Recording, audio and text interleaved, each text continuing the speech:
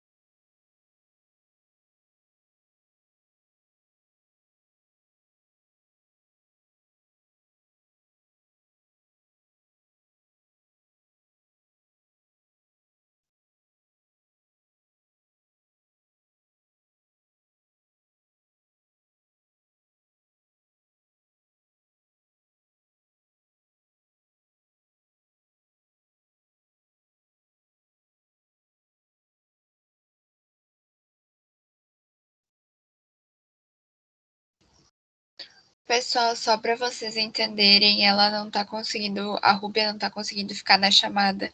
A gente tá tentando ver se ela consegue voltar, tá? Por isso dos minutinhos de atraso. Mas estamos tentando resolver.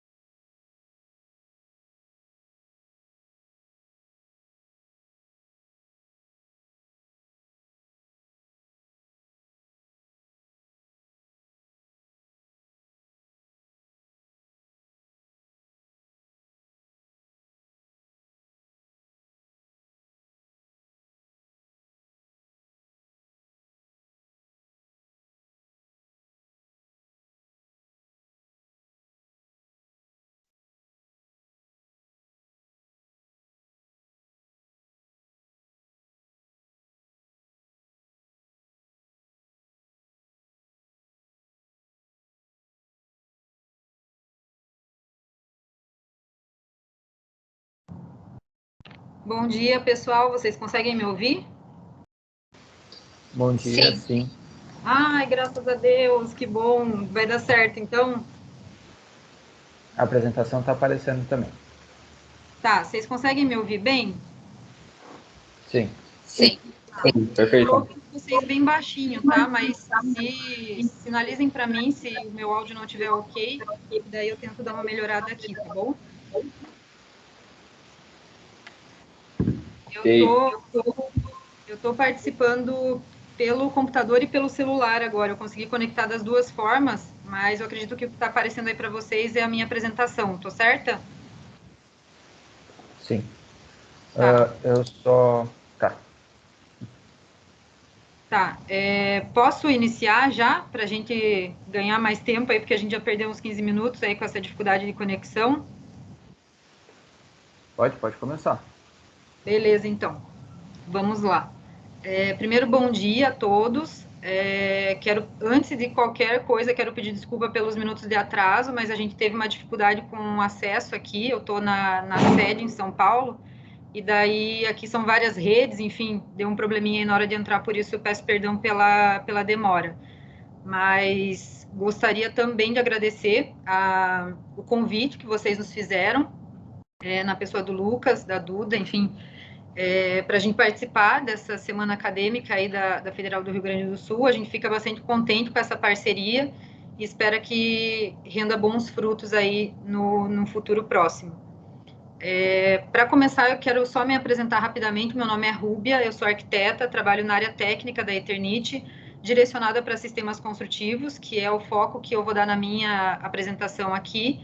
Já trabalhei atendendo os demais produtos que a empresa já trabalhou no seu portfólio, mas hoje eu estou focada na parte de sistema de construção a seco, tá? Só para dar uma introdução para vocês. Falando um pouquinho sobre a nossa empresa, a Eternit, ela é uma empresa de capital aberto, ela já está na Bolsa de Valores desde 1948, ela é líder de mercado no setor de coberturas e já tem mais de 80 anos de atuação no Brasil. Sobre a nossa atuação em território nacional, aí estão pontuados, vocês podem ver, as unidades que a gente tem hoje no Brasil. São praticamente 4 fábricas de fibrocimento. A gente está implantando uma em Caucaia, na região metropolitana de Fortaleza, com o início da construção para o ano que vem. Então, vão ser 5, né, de fibrocimento. A gente tem as unidades da Tégula, que ficam em Atibaia, em São Paulo, que daí o Fernando, que está aqui com a gente, também vai apresentar para vocês na sequência. A gente tem a sede em São Paulo, que é onde eu estou hoje, que é uma sede administrativa, e uma fábrica de polipropileno que fica em Manaus, que fabrica um dos componentes do fibrocimento, né, que é o polipropileno. Então, só para vocês terem uma ideia visualmente de como a gente está espalhado pelo Brasil, essas são as unidades que a gente tem hoje no grupo. Falando sobre os produtos, os segmentos que a gente oferece para a construção, a gente trabalha com a parte de telhas, né, de fibrocimento e de concreto, e os acessórios e peças complementares para esses 2 modelos de telha. A gente também tem hoje as telhas fotovoltaicas, que são as telhas solares, que é o segmento que o Fernando vai abordar com vocês na sequência. E a gente tem o segmento de construção a seco, né, que são os sistemas construtivos, e para esse segmento, com esse segmento a gente trabalha com as placas cimentícias, painel wall e tapume cimentício. Então, são esses os 3 produtos. Tem algumas variações nesses 3 produtos, mas basicamente as linhas são essas. E é aqui que a gente vai dar mais foco na minha apresentação hoje, tá? Falando sobre construção a seco, ainda é um sistema pouco explorado no nosso país. A gente tem esse sistema sendo muito explorado já na Europa, nos Estados Unidos, aqui na América do Sul, o Chile é um grande exemplo para a gente, mas o Brasil ainda está engatinhando nesses sistemas, e a gente pode citar como alguns componentes dos sistemas, esses que vocês estão vendo aí na tela, que é o steel frame, que é a base, né, da estrutura para receber os fechamentos verticais, ou o wood frame, que também é muito utilizado. Existem algumas construtoras no Brasil que trabalham exclusivamente com o wood frame já. A gente tem o drywall, que é o componente mais conhecido do sistema hoje no Brasil, né, porque foi ele que introduziu a ideia de construção a seco no Brasil, que são aquelas chapas de gesso acartonado que a gente conhece, que já é bem difundido no Brasil. E tem outros sistemas também. A gente pode citar o EPS como sendo um deles, mas além do EPS existem outros também. Existem alguns painéis que são de componentes plásticos, enfim. A ideia da construção a seco é eliminar algumas dificuldades que a gente encontra na construção convencional. Então, só para exemplificar para vocês, a gente tem como características da construção convencional um método artesanal e muito lento, né? Por conta disso, a baixa produtividade. A gente tem uma geração do entulho muito grande, porque a gente acaba desperdiçando muito material. A utilização excessiva de água, que é um problema hoje, né, mundialmente falando, então existe essa característica na construção convencional também, requer um grande canteiro, o canteiro geralmente precisa ser extenso, né, para comportar as atividades ali, as fases de execução de uma construção nesse sistema, e a gente tem a questão do retrabalho também, né? Por conta das instalações elétricas e hidráulicas, a gente tem um sistema que geralmente funciona construindo paredes e depois tendo que quebrar essas paredes para fazer as instalações. Então, essas são algumas das características da construção convencional que a construção a seco vem para suprir e modificar. É lógico que a gente fala de uma modificação de pensamento, né? De conceito mesmo que a gente tem sobre a construção, mas aqui a gente vai estar falando de uma execução da obra como uma linha de montagem, por exemplo. Então, a gente tem hoje já no Brasil algumas construtoras que funcionam como fábricas, construindo, montando quadros inteiros, que são paredes, que vocês vão ver na sequência, e levando isso para a obra já pré-montada. Então, geralmente a gente trabalha como uma linha de montagem mesmo, né? E isso acaba influenciando, inclusive, na rapidez da montagem.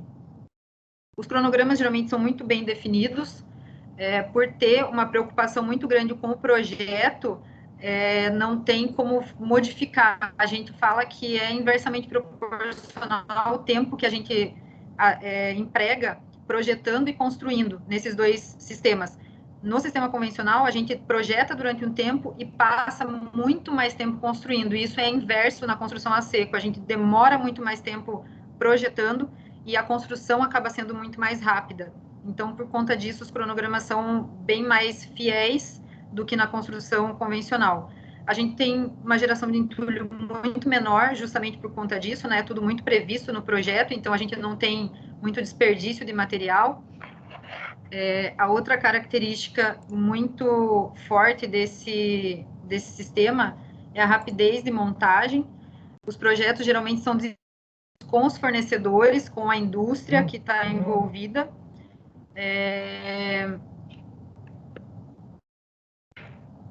Vocês estão me ouvindo bem, gente? Estamos. Tá, não, beleza. O projeto ele é geralmente desenvolvido com os parceiros, né, os fornecedores dos componentes, então existe um envolvimento aí de outras frentes para auxiliar no desenvolvimento do projeto em si. A mão de obra ela precisa ser qualificada, a gente precisa de uma mão de obra treinada para fazer essa montagem, né? E a gente tem um ganho de área útil e menor sobrecarga nas fundações e lajes, porque é uma construção muito mais leve. Uma das características dessa construção é que a gente geralmente utiliza fundações rasas, que são do tipo radier, na maior parte das vezes. A estrutura é muito leve, porque a gente está falando do aço, do light steel frame, né, que é um aço leve, perfis leves, e os fechamentos verticais, que daí sim vão entrar os nossos produtos, né, os produtos que a Eternit oferece hoje para o mercado. Então, falando dos fechamentos verticais, aí na tela agora está aparecendo para vocês os componentes do fechamento vertical que geralmente são utilizados nessa construção a seco. Aí é um exemplo só, a gente pode ter variações dessa estrutura, mas o que geralmente é utilizado é como está colocado aí para vocês. Então, a gente vai ter uma base que ali está exemplificada como sendo o nosso painel wall, que eu vou falar um pouquinho para vocês mais para frente, vou detalhar um pouquinho mais sobre as características dele.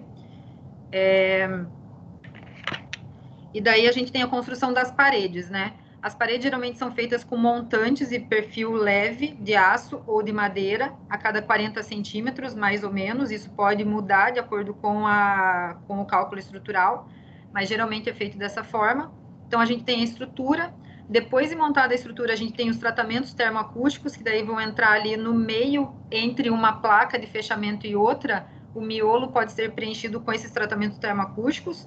Então, pode ser uma lã de rocha, uma lã de vidro, lã de PET, que está muito conhecida hoje no mercado. E depois disso, a gente tem os fechamentos. Pode ser utilizado o USB ou não como contraventamento. É uma prática bastante comum hoje no mercado usar o USB, mas no caso das nossas placas não é uma necessidade. Então, você pode parafusar diretamente as placas cimentícias direto na estrutura, no perfil de madeira ou de aço, e depois disso vem os tratamentos, né? Acima da placa vem uma membrana hidrófuga, que vai permitir que essa parede respire, né? Porque a placa, ela é impermeável, ela é permeável, ela não é impermeável, então ela precisa respirar. E daí o tratamento de junta, que vai entrar ali como uma forma de você vedar toda essa parede, fazer o tratamento, esconder as juntas e depois seguir com os acabamentos. Basicamente é feito dessa forma. Dá para a gente eliminar algumas etapas dessa construção? Dá. Toda a parte de tratamento de juntas e de superfície, a gente pode eliminar e trabalhar com as placas aparentes, por exemplo. Eu vou passar alguns exemplos de obras que utilizaram dessa forma para vocês poderem visualizar como que fica dessa forma também. É uma possibilidade, é uma vantagem, porque a gente elimina várias etapas. Então, do tratamento de juntas para frente ali, até os acabamentos, a gente elimina. Com isso, a gente ganha muito mais agilidade na obra e ela fica muito mais interessante do ponto de vista do custo também. Então, é uma possibilidade trabalhar com esse sistema até a placa cimentícia aplicada e deixar ela aparente, né? Ou fazer os tratamentos de junta para tampar tudo isso e ficar com uma parede totalmente lisa. Falando agora da placa cimentícia, que é o nosso substrato principal para esse sistema, e agora falando do produto especificamente, as nossas placas cimentícias, elas são comparadas com as placas de gesso acartonado no sentido de instalação e de papel que ela faz no sistema. Ela trabalha com um fechamento vertical, assim como a placa de gesso. A diferença primordial entre elas é que a placa de gesso não pode ser instalada em áreas externas. Embora a gente tenha algumas placas de resistência à umidade, que é a RU, a placa verde, que a gente ouve falar muito no mercado, a resistência do gesso à umidade é muito menor do que a do cimento. Então, são duas placas que atendem a mesma solicitação, mas elas não são concorrentes entre si, elas se complementam. A gente geralmente vai utilizar numa construção dessa, a placa cimentícia como fechamento vertical externo e o gesso acartonado como fechamento vertical interno. Tá? É basicamente essa a diferença entre os produtos.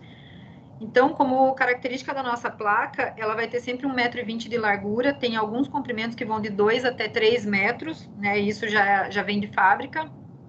As espessuras de 6, 8, 10 e 12 milímetros. Só para exemplificar, as mais utilizadas são a de 8 e 10 milímetros, porque a gente indica que a aplicação delas seja 8 milímetros para paredes internas e 10 milímetros para paredes externas. A de 6 e 12 são utilizadas em casos específicos. A de 12, por exemplo, quando a gente vai compatibilizar um sistema com a placa de gesso, a gente indica de 12 porque o gesso tem 12 milímetros também. Então, eles ficam compatíveis na questão da espessura. Mas, basicamente, de maneira bem simples, a nossa indicação maior é a de 8 e 10 milímetros por conta dessa característica, né? 8 sempre em parede interna e 10 parede externa. E daí tem os pesos aí por metro quadrado de cada espessura, para vocês terem uma ideia de como que elas, da característica delas. E as aplicações principais são paredes internas e externas, como eu comentei já anteriormente, beirais e forros, e sistemas de fachadas, né? Essas são as aplicações principais que a gente vê desse produto, das placas cimentícias. Ali nessa foto da direita, vocês conseguem ver uma variação de textura entre elas, e daí a gente vai falar um pouquinho sobre isso na sequência. Tem um slide que eu explico melhor como que funciona, mas basicamente é variação do mesmo produto, é só uma textura para a gente aproveitar e explorar a estética do material também. Mas tem algumas fotos que vocês vão poder visualizar como que elas ficam aplicadas. As vantagens da placa cimentícia são essas que vocês estão vendo aí na tela. Ela é um material incombustível, né? Porque o principal substrato dela é o cimento, então ela não vai propagar chama nem nada. Ela tem uma baixa absorção de água, embora ela não seja impermeável, ela absorve pouca água. e daí a gente pode tratar a superfície dela fazendo algum tipo de impermeabilização, né, para que ela possa ficar exposta nas áreas externas ou áreas úmidas. Ela é inoxidável, porque não tem nenhum componente de metal nela, então ela não vai sofrer com oxidação. Ela não é perecível, ela é muito durável, né, justamente por conta do cimento mesmo. Ela vai ser resistente a intempéries, é versátil, qualquer tipo de acabamento pode ser aplicado sobre ela, papel de parede, cerâmicas, enfim, qualquer tipo de revestimento ela vai aceitar. Ela é bastante resistente a impactos, e daí a gente tem alguns ensaios e laudos que comprovam o desempenho técnico dela com relação a isso. Ela, embora tenha essa característica de ser muito resistente, ela também é muito flexível, que é uma característica do fibrocimento em si. Então, dá para a gente trabalhar com paredes curvas com ela, por exemplo. E ela tem um baixo impacto ambiental, tanto na cadeia de produção dela, quanto ela como produto acabado, porque a gente tem... ela é um resíduo fácil de ser descartado, a gente tem um baixo desperdício de material por conta de ser da construção em si, ter como característica ela geralmente ser modular, a gente descarta muito pouco material, e a pouca utilização de água no sistema de produção também. Então, por conta dessas características, ela tem um baixo impacto ambiental, que é uma característica bastante importante hoje, né? Falando então sobre os acabamentos que vocês viram naquela foto anterior, a linha de placa cimentícia, ela trabalha com as placas que são as standards, que a gente chama, que são as placas lisas, a Etherplaque Wood, que tem uma textura de madeira, que pode ser pintada, ela é fornecida de fábrica sem pintura nenhuma, mas ela pode ser pintada, ela tem uma textura na superfície dela que imita madeira, e a Stone, que imita uma superfície de pedra, muito parecida com mardósia. Então, aí tem alguns exemplos só, e na sequência eu vou passar mais alguns para vocês poderem visualizar como que elas ficam aplicadas. Aqui é uma casa que fica em Minas Gerais, projetada pela For House, que é um escritório que trabalha em parceria com a gente, aplicando o nosso produto de maneira natural mesmo. O máximo que eles fazem é uma impermeabilização na superfície externa, para proteger contra a sujeira e dar um aspecto mais interessante também, né, do ponto de vista estético, mas eles usam muito o nosso material sem nenhum tipo de revestimento. Então, o material fica bastante à vista, e essa é a proposta do escritório deles. Eles utilizam, inclusive, as placas como revestimento interno justamente pela questão estética, não é nem pela necessidade, né? Porque poderia ser uma placa de gesso, mas pela questão estética eles preferem trabalhar com o nosso material nas paredes internas também. Essa que vocês estão vendo aí é a Etherplaque Stone, tá? E com as juntas aparentes, que foi uma característica que eu citei lá atrás, que elimina as etapas de revestimentos que a placa pode receber. Aqui são duas residências, a primeira na esquerda em Canela e a segunda em Gramado, que é uma região que utiliza muito a nossa placa como siding, que é esse acabamento que vocês estão vendo aí. A gente fornece esse material já cortado em réguas, como vocês estão vendo, de 20 centímetros por 2,40, e daí a aplicação é feita com a sobreposição das réguas e fixação na parte superior delas. É um tipo de acabamento que na região sul ele é bastante conhecido e utilizado, né, por conta da questão estética dele, o siding. E essas duas residências são um exemplo, mas a gente tem outras construções aí no sul que utilizaram a nossa placa como siding, que é esse exemplo que vocês estão vendo aí. Aqui a gente tem aplicação em fachada no Autódromo de Interlagos, aqui em São Paulo, que é essa fachada cinza clarinho que vocês estão vendo aí, entre as fachadas de vidro. Então, a placa também foi utilizada de maneira aparente nesse caso, embora a gente quase não consiga ver as juntas, né? Ali as juntas foram deixadas aparentes também. Lembrei de comentar uma coisa que com relação à instalação das placas, a gente pede para que elas fiquem com pelo menos 3 milímetros de espaçamento entre uma placa e outra na estrutura, porque elas trabalham, né, com o tempo, elas têm um trabalho de dilatação e retração, então a gente precisa deixar esse espaço de pelo menos 3 milímetros entre uma placa e outra. Nos casos que deixam as juntas aparentes, como são esses exemplos que vocês estão vendo aí, a gente vê que as juntas são bem maiores do que 3 milímetros. Aí é uma questão estética mesmo, já pensada anteriormente, para que fique bem visível, inclusive quando a gente está mais afastado, porque quando a gente trabalha com os 3 milímetros de espessura, fica praticamente invisível, né, quando a gente faz o tratamento ali com PU, e acaba quase que sumindo a junta. Mas quando a gente quer esse efeito, quer que ele apareça, as juntas apareçam de fato, aí a gente precisa deixar um pouco mais. Nesse primeiro exemplo, uma loja da M-Officer que deixou as juntas abertas, porque é um espaço interno de um shopping, então não precisou tratar com nenhum tipo de PU nem nada, é um revestimento mesmo decorativo, então as juntas ficaram abertas. No exemplo da direita, é uma casa que fica aí na região metropolitana de Porto Alegre. Nesse caso, foi utilizado um perfil metálico, que é tipo uma canaletazinha que a gente encaixa entre uma placa e outra, e daí tem várias cores, é de um fornecedor parceiro nosso, mais porque a questão estética aí foi pensada para ser dessa forma. Então, a gente tem algumas soluções que podem resolver essa questão das juntas, para que não seja necessário fazer todo o tratamento de junta e esconder as placas. Aí está um exemplo que é do restaurante Badida, que fica em Curitiba. Esse pórtico de entrada que vocês veem na parte superior é placa cimentícia com as juntas aparentes também. Nesse caso, o tratamento foi feito com PU. Essa trincheira aqui em São Paulo foi feita por conta dessa parede de contenção nas laterais da trincheira. Vertia muita água ali e era um concreto projetado que tinha, e ficava muito feio, com o tempo aparecia muita sujeira, então eles optaram por fazer uma estrutura em light steel frame atrás dessa placa e fazer a fixação das placas impermeabilizadas, então acabou ficando com uma aparência muito mais interessante do que tinha anteriormente. Alguns eventos recentes utilizaram o nosso material como material decorativo mesmo. Nesse caso aí foi o evento da Morar Mais, no Rio de Janeiro, no ano passado.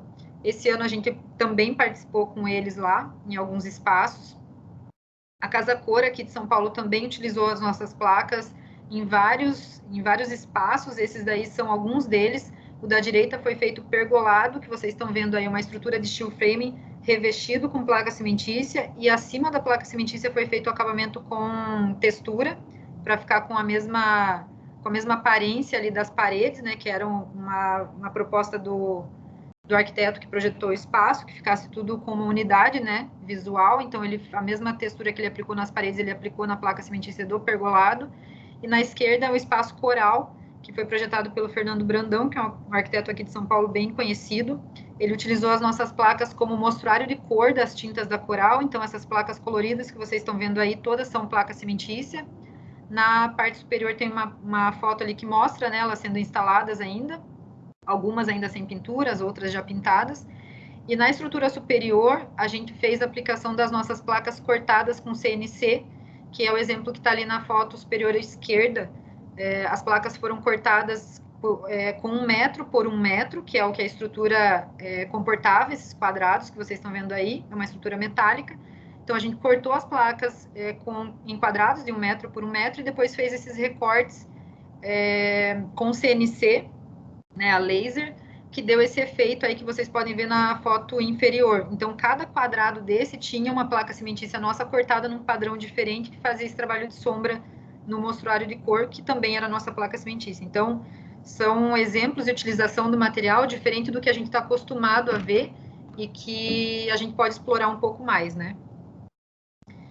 Falando agora sobre o painel wall, o painel wall ele é um pouco diferente da placa cimentícia.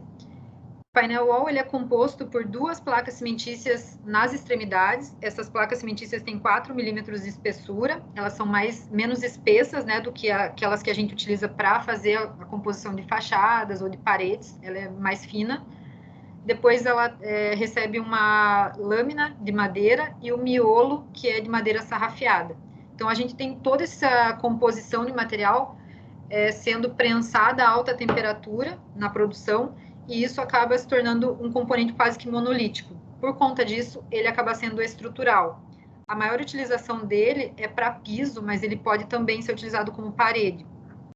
Então, a gente vai ter painéis com 1,20 m de largura e com comprimentos que vão de 2,10 até 3,05 metros, tá? São painéis grandes e com 4 centímetros de espessura ou 5,5 centímetros, né, que são as espessuras que a gente tem ali citadas, 40 milímetros ou 55 milímetros.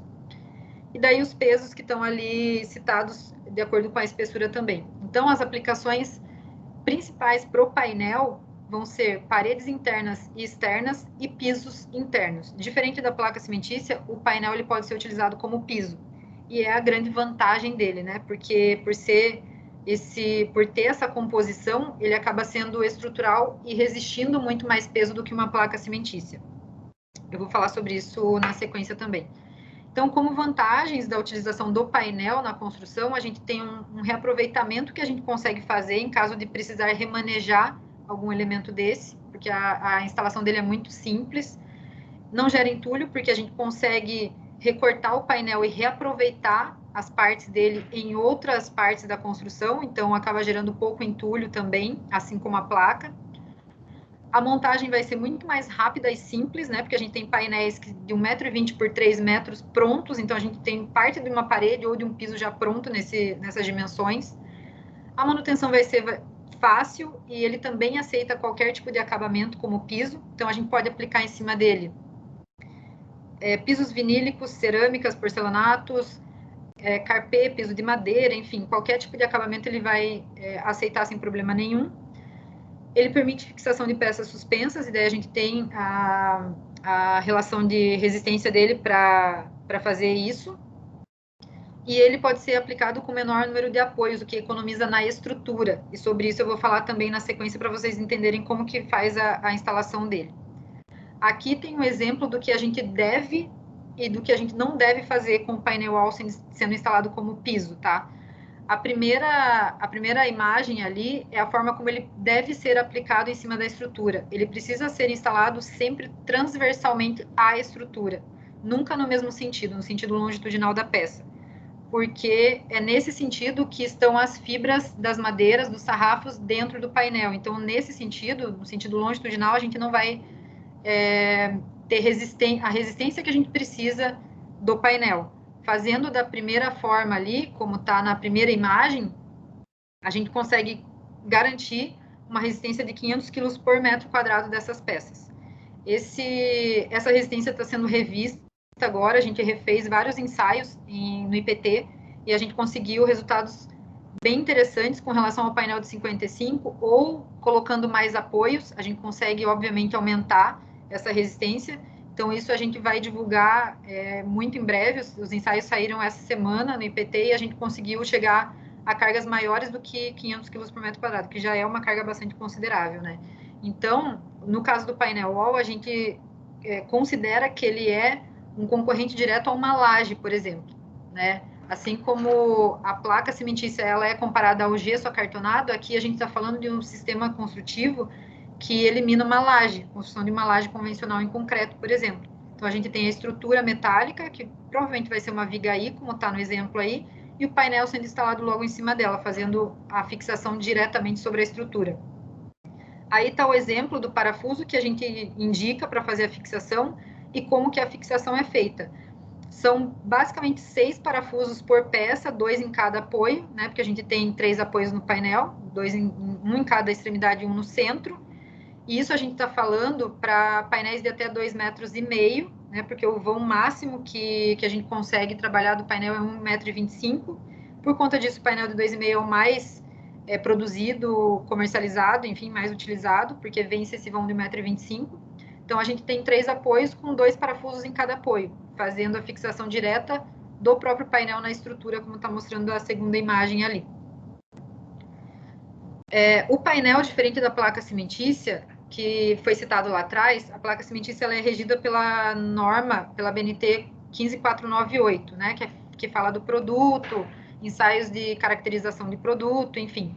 O painel, ele não tem uma norma ainda, nem no Brasil, nem fora do Brasil, que fale sobre ele, que determine as características do painel, o que ele precisa atender ou não. Por conta disso, a gente tem disponibilidade de enviar para quem tiver a necessidade de acesso a vários laudos e certificações que a Eternit desenvolve em institutos fora. A gente testa também dentro da fábrica, porque a gente tem laboratório dentro da fábrica, mas a gente faz esses ensaios fora também para ter esses laudos e certificações e disponibilizar para quem tem a necessidade de apresentar ele de alguma forma, né, para garantir ali o desempenho técnico dele. Então, os que estão citados aí são alguns dos que a gente tem.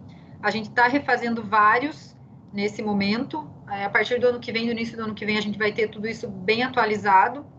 O mais requisitado dentre todos esses que estão aí são o de resistência à carga distribuída, que é o que eu comentei anteriormente, que está sendo revisado agora, que foi revisado, a gente já finalizou e a gente vai conseguir chegar à determinação de carga maior do que 500 quilos por metro quadrado.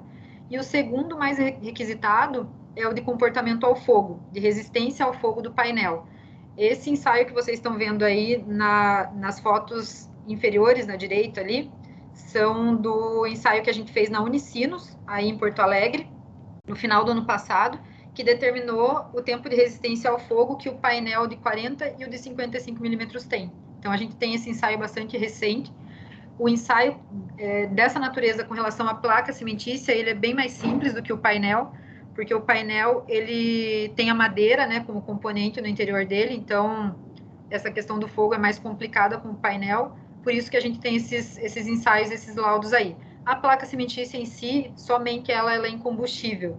Então, por questões de solicitação de corpo de bombeiros, a placa cimentícia também atende porque ela não propaga chama, né? Como a gente falou lá atrás, ela é incombustível. Mas do painel é bastante importante a gente ter esses ensaios e laudos, porque é muito requisitado esse item aí hoje em dia, né? Então, a gente tem esses resultados aí para fornecer para vocês, caso seja necessário. E daí, alguns exemplos de obras que utilizaram o nosso painel, nesse caso aqui como fechamentos verticais, né? O painel como paredes internas ou externas, em alguns exemplos aí. Ele é utilizado tanto na vertical quanto na horizontal, isso não é uma limitação, ele pode ser usado das duas formas.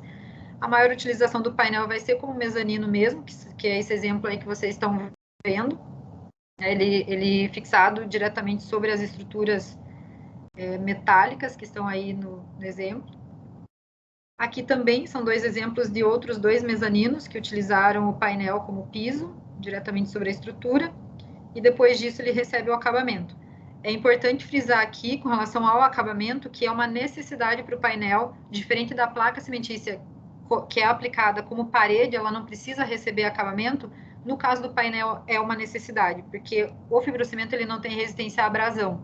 Então, quando o painel é instalado como piso e a gente vai ter tráfego de qualquer natureza em cima dele, mesmo de pessoas, a gente pede para que seja feito um revestimento. Pode ser um revestimento simples, que pode ser só uma pintura, por exemplo, mas precisa ser revestido, ele não pode ficar aparente como vocês veem aí nas fotos. Essas fotos são de fases da obra, né, anteriores ao recebimento do acabamento. Alguns outros exemplos que utilizam muito painel são arquibancadas, escadas, estruturas de piso para teatro, cinema, que precisa desse desnível, né, acontecendo aí por conta da instalação das cadeiras, enfim. Então, a gente geralmente vai ter uma estrutura metálica e o painel sendo instalado como a base para receber o acabamento. Aqui tem alguns exemplos de piso também que eu comentei com vocês. O da direita é um piso que foi só pintado, é uma tinta piso que foi utilizada ali, porque ali acontecia só o tráfego de pessoas mesmo, né? Não tinha uma solicitação muito grande com relação a tráfego, então a tinta resolve super bem nesse caso. E esse piso da esquerda é um piso elevado, que foi um dos ambientes da Casa Cor aqui de São Paulo desse ano, que utilizou o painel nessa estrutura elevada, para ficar acima do piso do ambiente. Então, a gente fez essa estrutura e fez a instalação do painel em cima disso aí. Depois disso tudo foi revestido, enfim, visitando a amostra depois, a gente não conseguia nem perceber que era o painel que tinha ali embaixo. Mas ele funcionou nesse caso aí como se fosse uma laje mesmo, um radier, né? Um piso elevado. Aqui a gente tem o exemplo de um estádio que eu arrisco dizer que muitos de vocês já passaram por esses corredores aí, que é o estádio do Beira-Rio. Então, provavelmente vocês já tiveram acesso a esses espaços. E ele também está revestido hoje. Essas fotos foram tiradas da época da construção. Então, nos acessos ali às arquibancadas tem painel wall da Eternit instalado. E depois disso ele recebeu o acabamento, né? O revestimento ali. Aqui tem uma outra utilização do painel na Casa Cor, aqui de São Paulo, que fez a instalação de floreiras num dos espaços. Então, a gente especificou o painel para receber essa vegetação ali. É mais como um elemento decorativo mesmo. E esse exemplo aqui também, da Casa Cor, utilizou o painel como revestimento das paredes e trabalhou com um painel também aparente, né? Não fez nenhum tratamento de junta, porque era uma área interna, né? De mostra, de decoração, enfim. E o acabamento bem rústico do painel contrastou com os demais elementos do ambiente, né? Então, nesse caso aqui, foi a intenção da estética mesmo que foi abordada no espaço. E para finalizar, eu gostaria de apresentar para vocês uma variação da nossa placa cimentícia, que é a Etherplaque Tapume, que é um lançamento. A gente já está trabalhando com ele há alguns meses, mas ele ainda é bastante novo no mercado, o tapume cimentício, e eu vou passar para vocês as características dele, só para vocês conhecerem. O tapume cimentício da Eternit, Etherplaque Tapume, ele é produzido na mesma tecnologia das placas cimentícias. A única diferença é as dimensões, né? Praticamente o comprimento e a espessura. A largura vai ser 1,20 m como as demais placas, mas a gente trabalha aí com um comprimento de 2,20 m e uma espessura de 4 milímetros, né? Esse produto, ele é indicado apenas para fechamentos de canteiros de obras, tá? Para construções provisórias ou abrigos temporários. Ele não pode ser utilizado para fazer o fechamento vertical de uma parede, de uma construção, enfim. Ele não é indicado para isso. Para isso, a gente trabalha com a especificação técnica das placas acima de 6 milímetros, tá? Então, o tapume cimentício, ele veio num momento da construção que coube muito bem, porque a gente está com uma demanda muito difícil de atender, que são para os concorrentes dele, que são o SB, que é a madeira, e as chapas metálicas, né, as placas metálicas, que são muito utilizadas como fechamento de tapume também. Além da dificuldade de encontrar esse material no mercado, os preços são muito elevados também. Então, o tapume cimentício entrou aí no mercado para concorrer com esses elementos por conta da dificuldade que a gente via no fornecimento deles. Ele é feito de cimento, então a durabilidade dele vai ser muito grande. A grande vantagem dele é que, com relação justamente à resistência, ele vai poder ser reaproveitado. Então, a gente tem duas formas de fixar o tapume cimentício, com prego ou com parafuso, né? Dá para fazer das duas formas.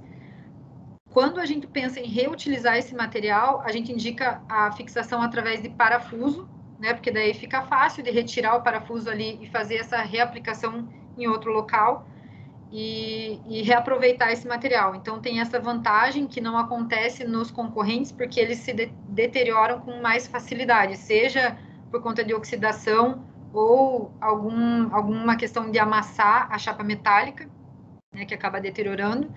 E no caso da madeira, a degradação do material mesmo, né, de ficar exposto a intempéries, então acaba sendo prejudicada a durabilidade do material.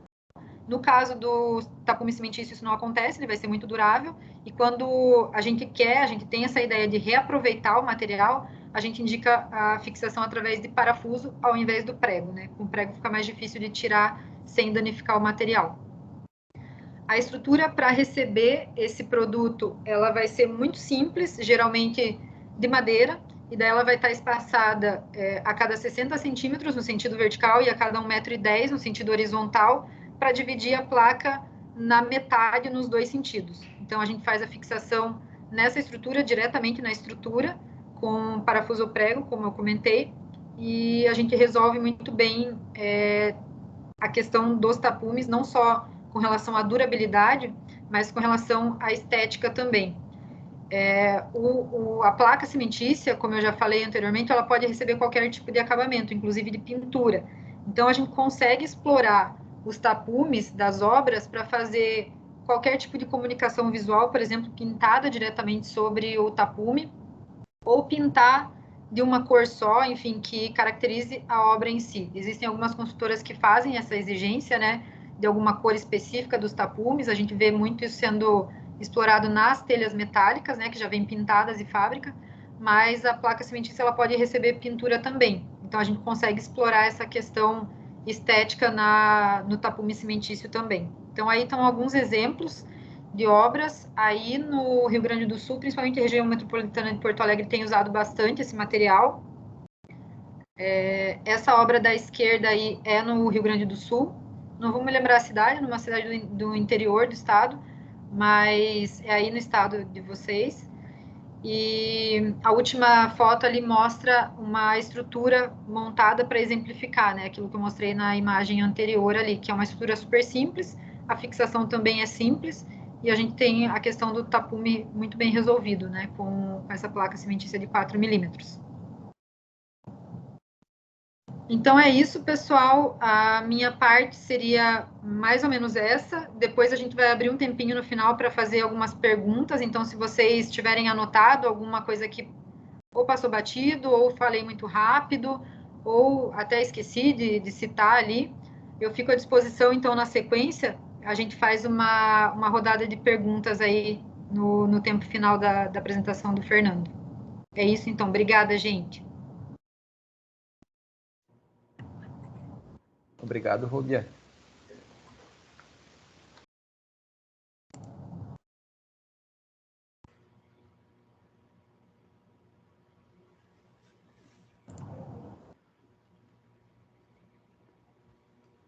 Bom dia, gente. Prazer, sou o Fernando.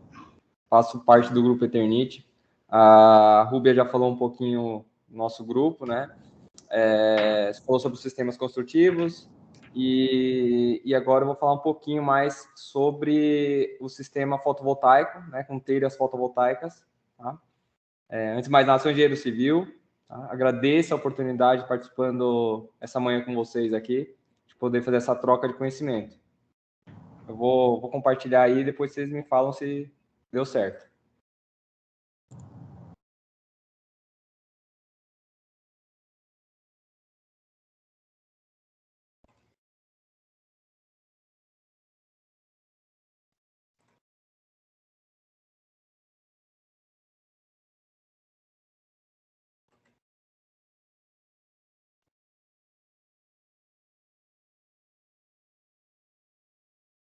Luan, você pode falar se está compartilhando corretamente?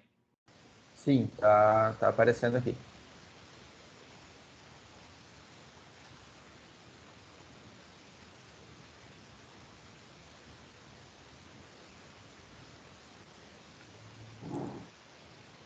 Só não tá em tela cheia, né? Para mim aqui, pelo menos.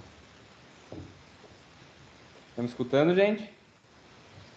Estamos.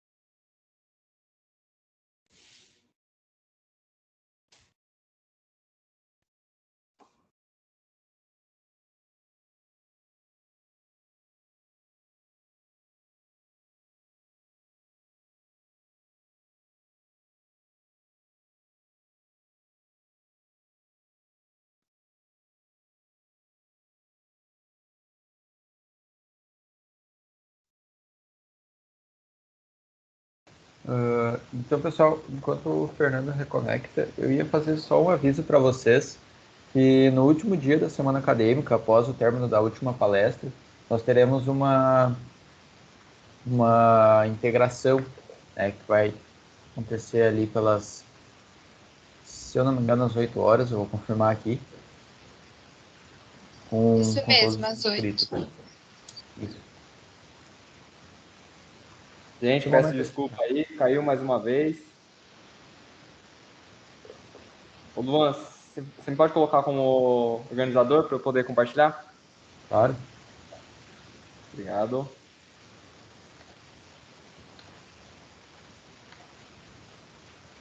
Já está como apresentador.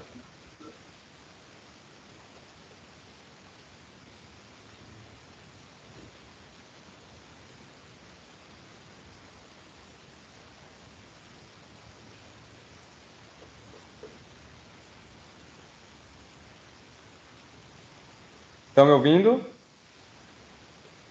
Sim.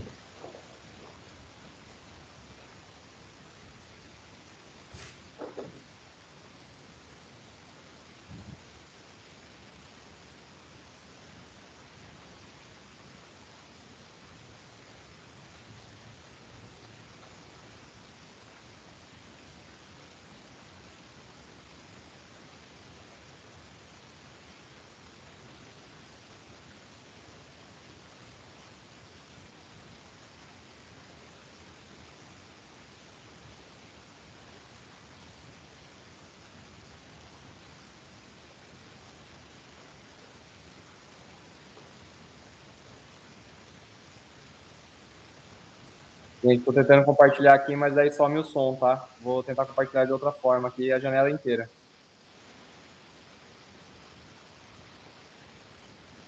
Tranquilo.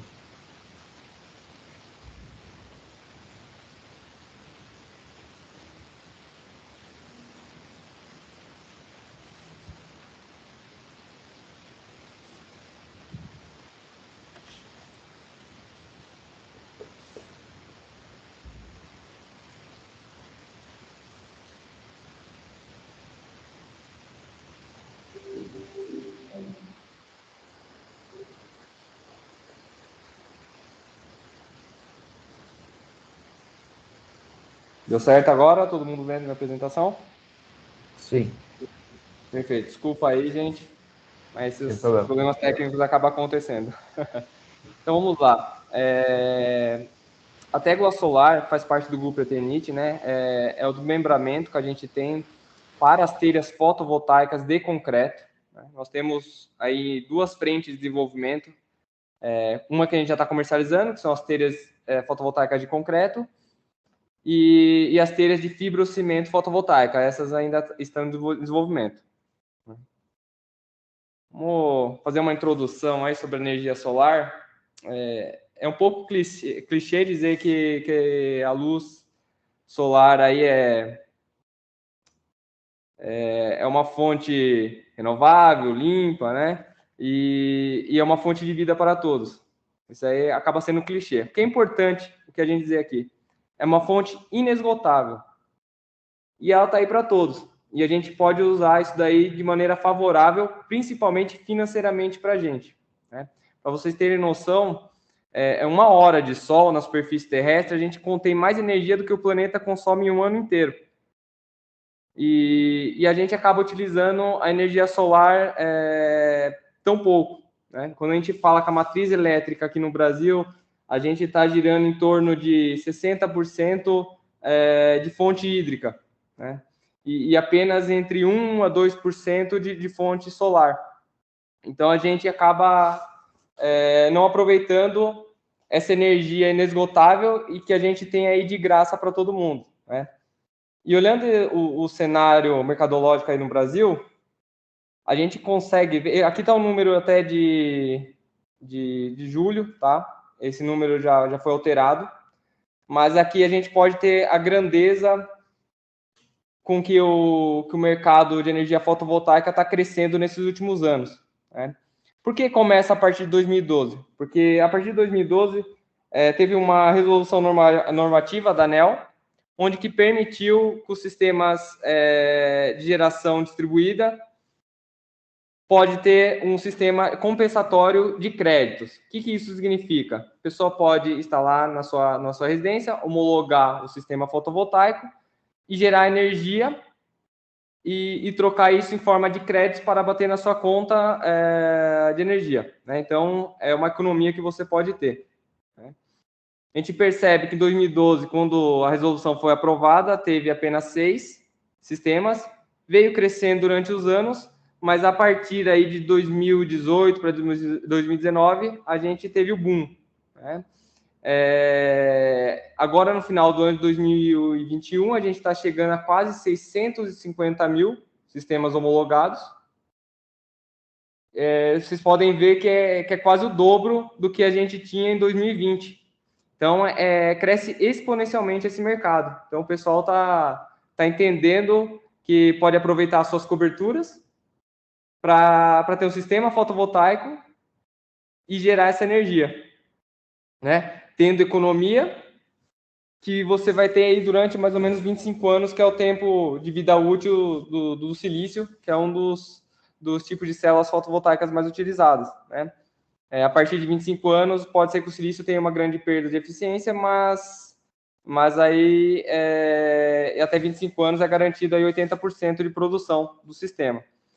Desses 650 mil sistemas fotovoltaicos homologados, tá? Aqui na tela está como 546, mas é porque é um dado até julho. Em dezembro a gente chegou a 650 mil. 75% são sistemas residenciais, né? Então a gente vê que tem uma crescente muito grande, puxado aí pela crise hídrica que a gente está vivendo, que é a pior crise hídrica em 91 anos, e o aumento da conta de energia, que chega aí quase no acumulado de 30% no ano. Entrando agora um pouco no efeito fotovoltaico, né, que é como que é gerada a energia, eu não vou falar para vocês aqui de modo físico-químico, tá? É só para todos entenderem. Basicamente, a energia solar, a luz solar, ela carrega uma partícula chamada fótons, né? E quando os fótons colidem com material semicondutor, que a maioria das vezes é um silício, né? Tem outros tipos também que eu vou mostrar mais à frente, mas grande parte das placas fotovoltaicas utilizadas no Brasil é de silício, ele colidem com os átomos e acaba excitando os elétrons. E aí a gente tem um fluxo ordenado de elétrons gerando a energia contínua, tá? Então, essa energia captada pela célula fotovoltaica, ela é gerada em energia contínua. Aqui a gente tem os tipos de células fotovoltaicas, tem diversos tipos, mas essas são as principais, tá? Que a gente acaba encontrando nos painéis fotovoltaicos. No lado direito, aí vou começar por filme fino, né? Ele é maleável, né? Diferente do silício, que ele tem uma fragilidade, por isso ele precisa ser encapsulado, né? Só que o filme fino, ele tem uma eficiência menor, quase metade da eficiência do silício, né? E a durabilidade também. Enquanto o silício aí a gente considera aí 25 anos de vida útil, o filme fino vai variar em torno de 10, 15 anos, né? Depende do fabricante. Então, por isso é que é mais utilizado o silício. Dentro da classificação do silício, a gente tem o silício policristalino e o monocristalino. Qual a diferença? Eficiência, tá? Vamos dizer que é mais puro que o outro. Então, o policristalino ele é menos eficiente que o mono. Chega aí na casa de uns 4, 5% de diferença de eficiência, né? O que quer dizer eficiência? É o quanto ele vai captar, né, de irradiação solar e ele vai conseguir transformar isso em energia, né? O silício aí ele vai ficar, o monocristalino, na casa de uns 20% de eficiência, ou seja, de toda a superfície que ele capta ali da energia solar, ele vai só conseguir transformar em energia 20%. Né? Isso vai variar conforme a célula que você está utilizando. Enfim, o sistema fotovoltaico ele não é só composto pelas células fotovoltaicas, né? E os sistemas eles têm algumas classificações. A gente pode dividir as classificações por sistemas isolados e os sistemas conectados à rede, né? Que é o esquerdo aí, que vocês podem ver, é o sistema isolado e o direito é o conectado à rede. Dentro dessas classificações ainda existem outras, tá? Mas vamos focar nessas daqui para que a gente possa entender de forma melhor, né? E vai dar de forma abrangente o que acontece com sistemas que é utilizados aí, principalmente residenciais, né? O sistema isolado da rede, que é o do lado esquerdo, é composto pelo painel fotovoltaico, um controlador de carga, tá? Que ele vai fazer, vai controlar a carga, principalmente os picos que pode acontecer durante a geração dos painéis, para fazer a armazenagem na bateria, tá? A bateria vai fazer o armazenamento da energia gerada pelo painel, que ela pode ser utilizada depois com um inversor fotovoltaico que vai fazer a conversão da energia contínua presente na bateria para energia alternada para as cargas da residência, né? Para os nossos aí eletrodomésticos, eletrônicos e tudo mais, né? Então, a gente precisa do inversor, porque a energia gerada pelo painel fotovoltaico e também armazenada na bateria é energia contínua, né? Então, esse é um sistema isolado da rede. A gente não vai estar conectado à rede da concessionária, né? Então, quando é utilizado esse sistema? Esse sistema é utilizado, via de regra, quando a gente está em um lugar remoto e a gente não vai ter um acesso à rede elétrica. Ou o acesso à rede elétrica vai ficar muito caro, né? Não vai ser inviável financeiramente. Então, a gente usa o sistema isolado. Exemplo disso, casa em montanhas, canteiro de obra em obras remotas, né? Então, a gente pode utilizar esse tipo de sistema, né? O que a gente está comercializando, a Eternit está comercializando agora, de início, é o sistema conectado à rede, que é o sistema on-grid, tá? Que é o da direita, né? Onde a gente vai ter também o painel fotovoltaico ou a telha fotovoltaica, que vai fazer a captação da energia solar e transformar isso em energia contínua, né? A gente vai ter o inversor fotovoltaico, que vai fazer novamente a conversão da energia contínua para energia alternada, para que se possa ser utilizada das cargas da residência. E o excedente do que for gerado ali, a gente injeta na rede da concessionária, né? Por um relógio bidirecional. Geralmente os padrões de entrada é um relógio monodirecional, e a gente, quando instala o sistema fotovoltaico, a concessionária vai lá e instala o sistema bidirecional, que ele vai fazer a leitura da quantidade que foi consumida da rede e a quantidade que foi injetada, né? Isso daí gera um sistema de compensação de crédito, né? Então, a energia que a gente gerou, injetou na rede, menos a energia que a gente consumiu da concessionária, vai gerar um crédito, ou pode gerar menos também, acabar não gerando um crédito, abatendo menos na conta de energia, e isso volta para a gente em forma de economia, né? O que é importante aqui? O sistema isolado da rede, você não precisa de nenhum tipo de homologação, porque ele não está em contato com a rede elétrica da concessionária, né? O sistema conectado à rede, a gente precisa fazer essa homologação junto à concessionária. E essa homologação é feita a partir de um projeto, né, que precisa ser assinado por um engenheiro eletricista, né? Mas acaba sendo um projeto básico, mas a gente precisa ter o aval aí da concessionária, até porque a gente está utilizando a rede dela para fazer injeção, e também a gente está ainda realizando o consumo deles. Nós não estamos completamente isolados. Quando a energia cessa no sistema conectado à rede, o sistema também vai cessar. O inversor, o inversor ou o microinversor, ele vai cessar, no caso conectado à rede. Então, caso tenha uma falta de energia, a gente também vai ficar sem energia na residência, mesmo tendo o sistema fotovoltaico, porque ele vai desligar. Isso é um sistema de segurança, tá? Para o sistema não continuar injetando na rede, mesmo com a rede estando desligada. Isso pode acontecer um acidente, um choque elétrico, principalmente quem está fazendo a manutenção na rede. Por isso, quando a energia é cessada da rede, o sistema automaticamente ele vai parar. É um sistema de segurança do inversor, tá? Aqui a gente vai ver algumas vantagens e desvantagens do sistema conectado à rede. Vocês podem perceber que as desvantagens nada mais é do que a vantagem que o sistema isolado vai ter, tá? Vamos começar primeiro com as vantagens. Primeiro é a economia na conta de energia. Essa é a principal vantagem do sistema. Na verdade, a gente não está vendendo uma economia, a gente está vendendo um investimento ao cliente, tá?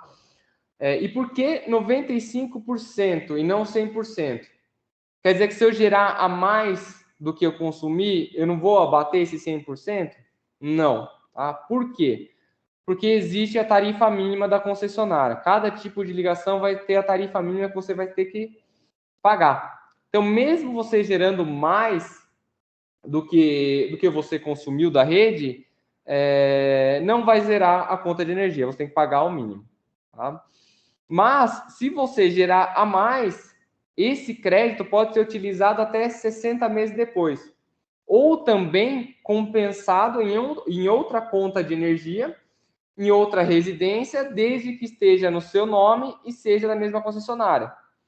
Então, você pode instalar em apenas uma residência, gerar mais e distribuir para as outras unidades consumidoras que esteja no seu nome e também esteja em um local que é da mesma concessionária.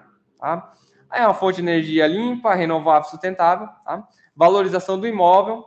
É uma produção silenciosa, tá? Quem tem a oportunidade de estar sobre um teto que tem a energia solar fotovoltaica vai perceber que ele não faz nenhum tipo de barulho, tá? Ela é silenciosa.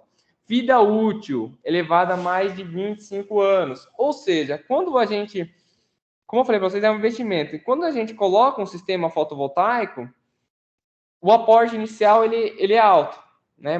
Se você não for olhar como um todo. Por quê? Você vai fazer um investimento que mais ou menos em 3 a 4 a 5 anos vai ter já o payback. E a partir desses anos, até 25 anos, é só retorno. Quando a gente faz a comparação disso, se a gente fazer esse aporte numa poupança, ou a gente fazer algum sistema financeiro que vai gerar em torno de 10% ao ano, mesmo assim a gente vai ver com o sistema fotovoltaico, a gente vai ter um retorno no final dos 25 anos maior que a caderneta de poupança e também qualquer outro investimento aí, e vamos dizer assim, de grande risco. Tá? Então, a gente está vendendo investimento. Né? Ele tem um menor custo comparado com o sistema isolado à rede, porque o sistema isolado à rede, que vai às baterias, elas são caras, precisa também de manutenção, tá? E além disso, a necessidade mínima de manutenção. Qual que é basicamente a manutenção? A limpeza das células fotovoltaicas, né?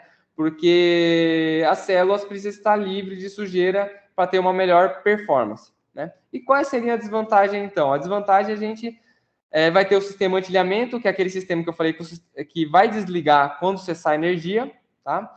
Ele também não é completamente independente, porque ele precisa estar conectado à rede elétrica, né? Ele não possui o sistema de armazenamento de energia. Portanto, a gente, caso cesse a energia, a gente vai ficar sem energia na residência. O sistema vai parar de funcionar. Então, aí a gente não serve como um backup. Tá? É só para a gente ter essa economia, esse investimento. Né? Então, ele não serve como um backup de energia. Entrando nos termos aí de conceito da geometria solar, né? Aqui no hemisfério sul, a gente sabe que a maior incidência solar vai ser sempre as fachadas ou os telhados virados para o norte, né? Então, quando a gente está projetando uma residência para receber uma energia fotovoltaica, a gente já tem que pensar nesses conceitos. O maior telhado virado para o norte, né? Ou para o leste ou para o oeste, que a gente vai ter menos perdas, né? O telhado sul, no caso, a gente vai ter a maior perda. Não quer dizer que a gente não possa instalar, mas aí a gente vai ter que aumentar a quantidade de painéis ou telhas fotovoltaicas, né? As perdas também não são tão grandes quando a gente está falando do oeste e leste. Quando a gente parte para o sul, aí as perdas são maiores, né? Então, sempre voltado para o norte para a gente ter a melhor eficiência. E também a inclinação do telhado, né? A melhor inclinação do telhado para você ter a maior performance possível, geralmente é igual à latitude do local, né? Eu acredito que aí em Porto Alegre, no Rio Grande do Sul, a latitude é 30 graus. Então, a melhor produção possível seria em torno da casa dos 30 graus o telhado. Mas a gente sabe que isso às vezes não é possível. E também isso não é mandatório. Tá? A gente pode utilizar, sim, outras inclinações de telhado, que a gente vai ter pequenas perdas. Quando a gente fala em sistemas residenciais, essas perdas são baixas. Né? Quando a gente está falando, lógico, de uma usina, que são milhares de painéis, qualquer tipo de perda, 1% de perda, é muito grande. Mas em sistemas residenciais, isso não vai ter grande impacto. Tá? Além da inclinação e da orientação do telhado, a gente pode ter perdas e grandes com sombreamento. Tá? O sombreamento ele pode vir por sujeira, pelas próprias platibandas do telhado, por árvores, por construções vizinhas e também até pelas nuvens. Tá? O que acontece quando a gente tem um sombreamento? A gente tem uma perda de eficiência do sistema. Tá? Além de perder eficiência, se for algum sombreamento muito grave em uma parte pequena do painel, né, do painel fotovoltaico, pode gerar alguns problemas. Tá? E quais problemas seriam esses? Seriam hotspots, que são pontos quentes. Né? O que significa esses pontos quentes? Onde gera o sombreamento, ele vira uma resistência. Em vez de gerar energia naquele ponto, ele gera calor. Né? Hoje os painéis, eles têm alguns dispositivos de segurança que é muito difícil chegar a esses pontos quentes e virar incêndio. Mas já no passado, aí, não tão longe, a gente já teve muitos problemas, né? Não, infelizmente, né? de incêndios em placas devido a hotspots. Isso nas telhas fotovoltaicas não acontece, porque as telhas, as células, elas estão acima de um substrato que é o concreto. Os painéis fotovoltaicos, eles têm a oxigenação por baixo dele. E isso também pode promover ali um incêndio. E as telhas fotovoltaicas não. O risco de incêndio é quase nulo. Né? E a gente trabalha também com sistemas, em vez de vidro, é uma resina, né? E isso acaba evitando os hotspots devido ao sombreamento. Né? Então vamos lá para as telhas fotovoltaicas. Né? Essa é a primeira telha fotovoltaica de concreto aqui do Brasil e também arrisco a dizer que é do mundo, tá? Dessa forma, com esse tipo de tecnologia. Tá? Nós não fizemos nenhuma modificação nas telhas de concreto. Tá? A nossa tecnologia de conseguir acoplar as células fotovoltaicas sobre as telhas fotovoltaicas, as telhas de concreto, permitiu a gente ter um preço, um custo muito competitivo com os painéis fotovoltaicos. Né? Por isso que a gente está tendo uma grande procura. A gente está vendendo investimento, né, como eu falei para vocês. E se o custo for muito alto, esse investimento não vai valer a pena. A gente vai perder, vai aumentar o tempo de retorno e o retorno vai ser menor em 25 anos. Então, a gente conseguimos trazer um produto competitivo com o que o mercado espera. E com isso, a gente consegue entrar nesse mercado com uma tecnologia que vai trazer um telhado integrado, um sistema fotovoltaico integrado ao telhado. Né?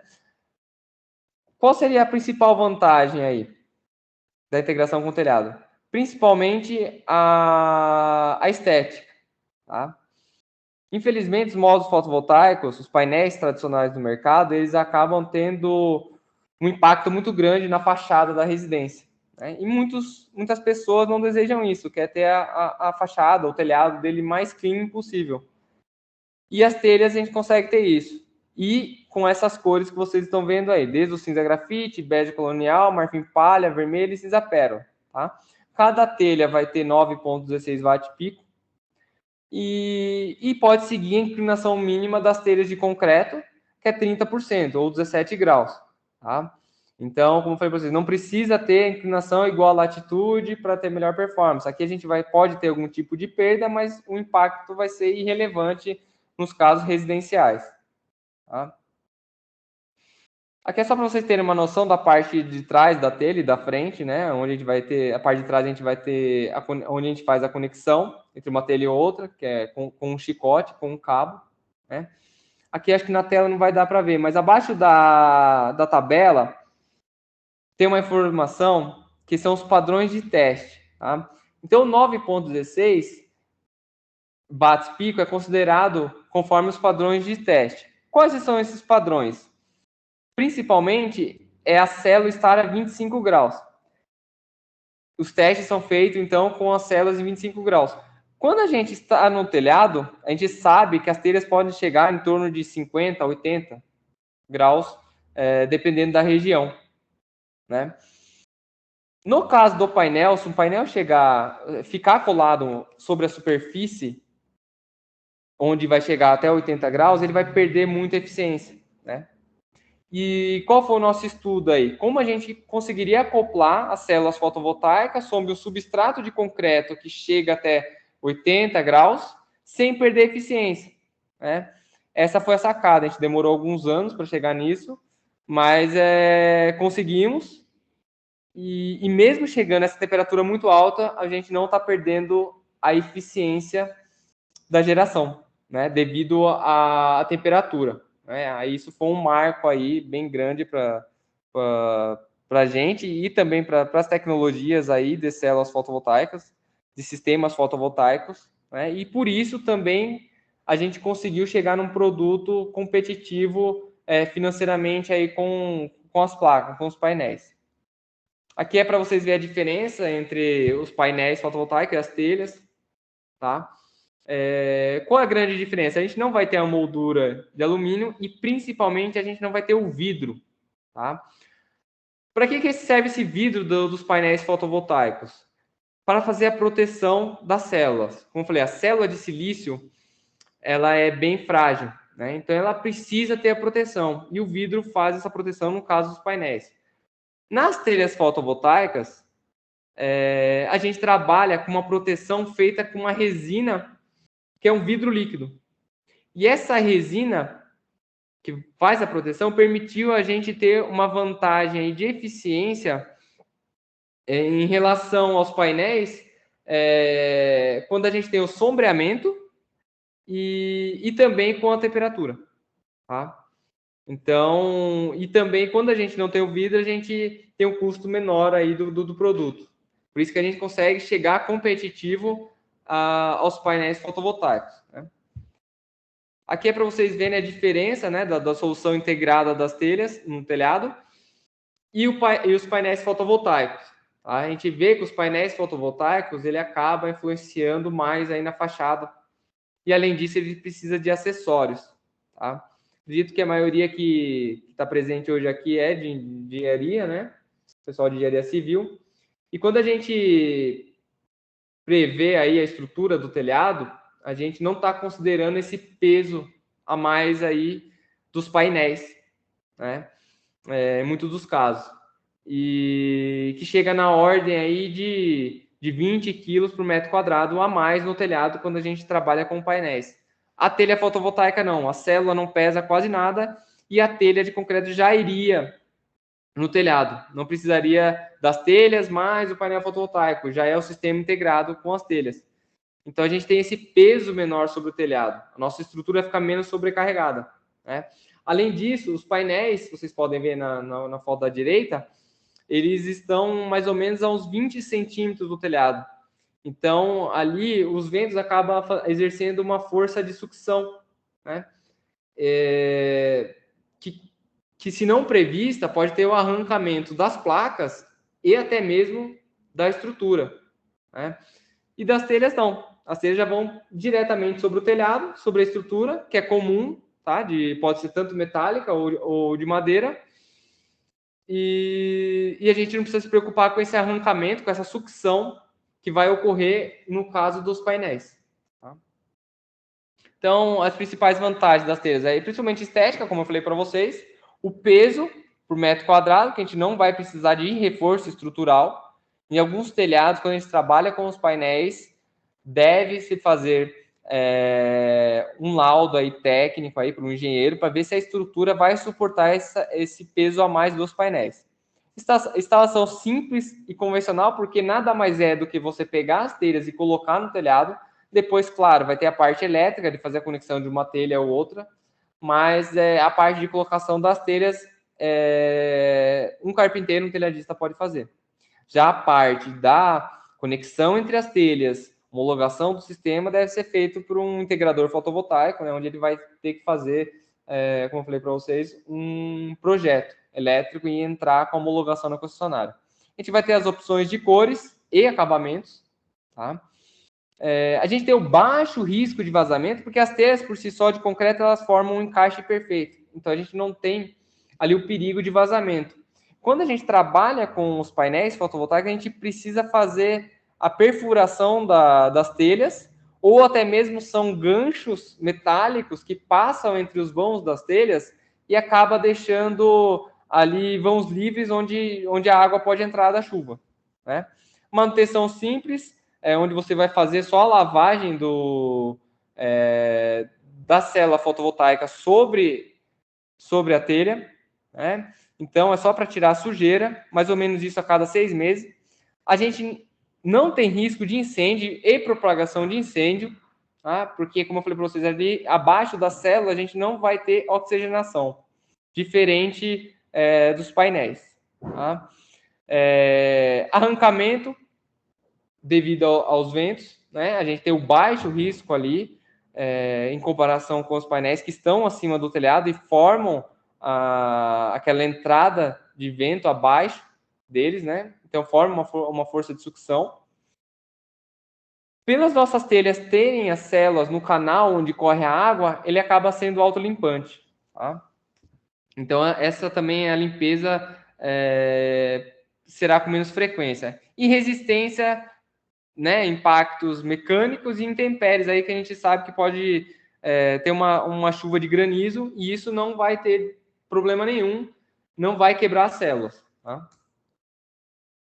Aqui é uma instalação, tá, feita aqui do lado do nosso prédio aqui em Atibaia, São Paulo, né, para vocês verem como é feita a conexão das telhas, né? As telhas são conectadas uma a uma, formando série de telhas. Depois são ligadas essas fileiras em paralelos para formarem a corrente ideal para a gente entrar aí no inversor ou um microinversor. Ou seja, a gente não consegue ligar uma telha apenas diretamente no inversor fotovoltaico. O inversor fotovoltaico eles tem um parâmetro de entrada que vai ter a tensão mínima, a corrente mínima, tá? E a corrente máxima, a tensão máxima, para que a gente possa fazer a conexão neles. Então, a gente vai ter que fazer uma ligação em série de telhas e paralelos de telhas, para que a gente possa ter esse parâmetro aceitável para o inversor. Tá? E tudo isso a gente vende em conjunto nas nossas vendas. A gente vende as telhas fotovoltaicas, o cabeamento, né, e o inversor. Tá? A gente já faz a configuração de telhas para que possa ser conectado ao inversor sem problema algum. Aqui já a gente passa para a telha da Eternit Solar, né, que é a telha de fotovoltaica de fibrocimento, no tamanho 244, ela tem 6 milímetros, tá? Ainda a gente dessa telha, nós já saiu os ensaios feitos pelo Inmetro, né, que é feito aqui no IEE, em São Paulo, na USP, já foram aprovados, agora a gente entrou com o pedido de homologação no Inmetro, porque qualquer módulo fotovoltaico ou telha fotovoltaica tem que ter o registro no Inmetro para que ele possa ser homologado à concessionária, tá?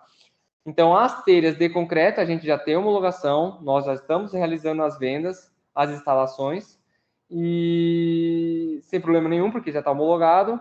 Aqui a gente ainda partiu para homologação. Em breve já estaremos na homologação e fazendo as vendas. Tá? Primeiro a gente vai começar com projetos pilotos para fazer os testes em loco, né?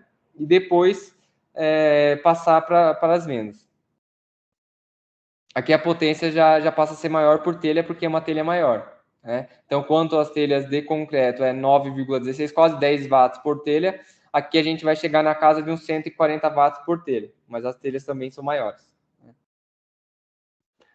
Aqui só para vocês terem uma ideia de um dimensionamento básico das telhas, conforme a conta de energia, conforme o consumo mensal de uma residência. Tá? O cálculo, na verdade, ele considera diversas variáveis. Mas existe um método simples para ser feito aí no cotidiano, onde a gente já tem a informação que cada telha vai produzir 1,15 kWh mês, tá? Por telha, né? E na nossa conta de energia, a gente vai ter o consumo mensal lá em kWh. Se a gente somar os últimos 12 meses e dividir por 12, a gente vai ter a média de kWh por mês que a gente utiliza. Se a gente pegar essa média em kWh e dividir por 1,15 kWh mês por telha, a gente vai ter quantas telhas a gente vai precisar no nosso telhado, né? Então, dando um exemplo ali embaixo, numa residência que tem um consumo mensal de 350 kWh mês, a gente dividir isso por 1,15, a gente vai chegar que essa residência vai precisar, em média, de 305 telhas fotovoltaicas para atender a sua demanda, né? Isso daí é o cálculo direto, tá, gente? Esse 1,15 é encontrado no Inmetro, ali na etiqueta que é ENSE do Inmetro, das telhas fotovoltaicas, né? Mas o cálculo, mesmo aprofundado, deve ser feito levando todas as variáveis, onde a gente vai considerar a orientação do telhado, a inclinação do telhado, localidade, sombreamento e tudo mais, que é só para ter uma ideia. E agora a gente tem alguns projetos instalados, né? Só para passar rapidamente para vocês, que o tempo já está se esgotando. A gente tem um projeto instalado na Universidade Federal de Santa Catarina, que é para estudo, tá? A gente está com parceria com eles, onde eles coletam os dados da performance do produto, né? E para a gente possa ter evolução também do produto e em parceria com eles a gente achar as melhores soluções, né? Isso é de comum interesse para todos. E a gente tem um showroom na Tégula, que é do Grupo Eternit, fica aqui em Atibaia, onde a gente vai ter 72 telhas instaladas, né? Aqui é mais para demonstração e também, de certa forma, como estudo para a gente internamente. Nós temos um telhado com 72 telhas no Instituto IEE, na USP, em São Paulo. Tá? Também é para estudo, com parceria com eles. E o primeiro projeto residencial com telhas fotovoltaicas de concreto aqui no Brasil foi esse, em São Bento do Sapucaí, esse daí de baixo, tá? Com 400 telhas, onde 200 telhas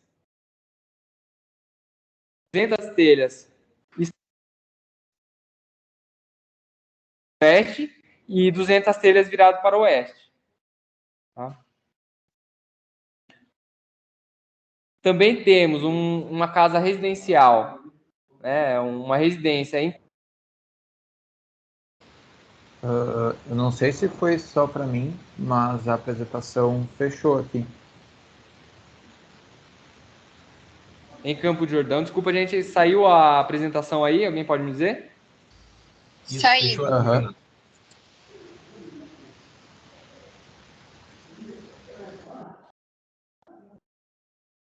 Certo, como ninguém respondeu, acredito que deve estar ainda. Não, a gente não tá vendo. Então, vamos continuar. Agora voltou. Então, temos essa residência em Campo de Jordão e essa outra é uma área comum embaixo, num condomínio em Marília. Tá? A seguir, temos duas residências, uma de alto padrão e uma de Minha Casa Minha Vida, que são casas geminadas. Tá? A de cima fica em Itaipava, na região serrana do Rio de Janeiro, na de baixo é em Ourinhos, no interior de São Paulo.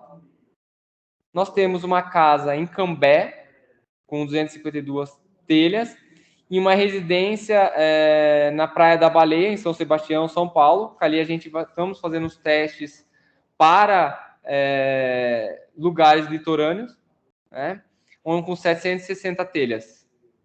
Também temos o showroom em Atibaia, do lado da fábrica, onde a gente tira e coloca esse telhado várias vezes aí para fazer os testes. Cada produto que sai a gente coloca ali, né, cada evolução que a gente tem, a gente coloca para fazer os testes internos. Tá?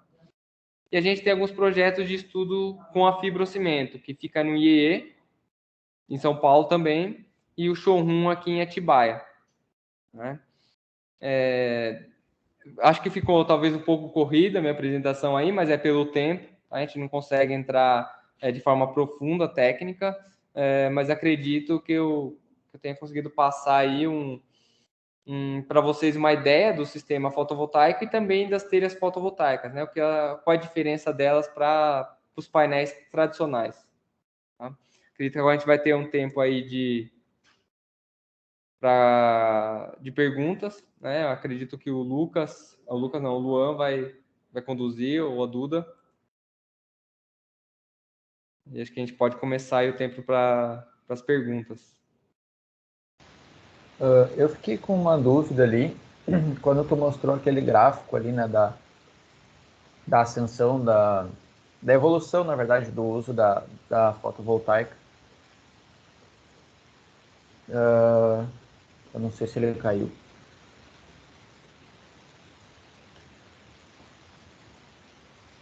Acho que ele caiu.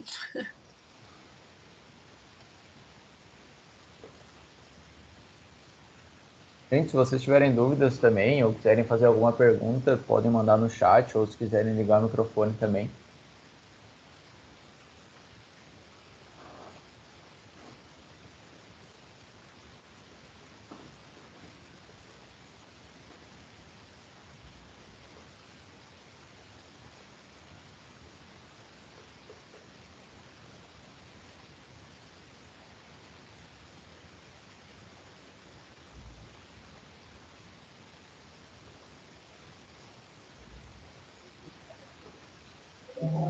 Perdão, gente, caiu mais uma vez.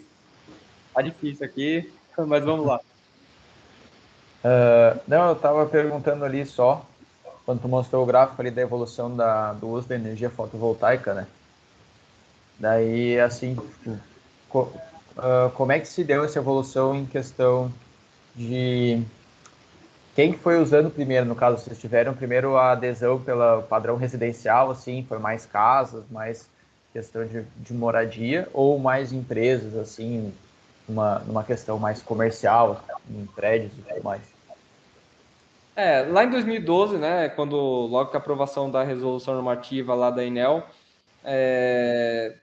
você viu que foi só 6 projetos, né? Então aí a gente está falando, vamos dizer assim, que seriam os testes ali, né, que abriram ali o mercado. Mas o mercado voltado para a residência começou com força aí nesses últimos 3 ou 4 anos aí, né? A gente viu aquela grande evolução. Quando a gente está falando de 600, estamos chegando agora no final do ano com 650 mil sistemas homologados, a gente fala que 75% é residencial, é uma grande parte aí. E também puxada, como eu falei, pela crise, né, pela crise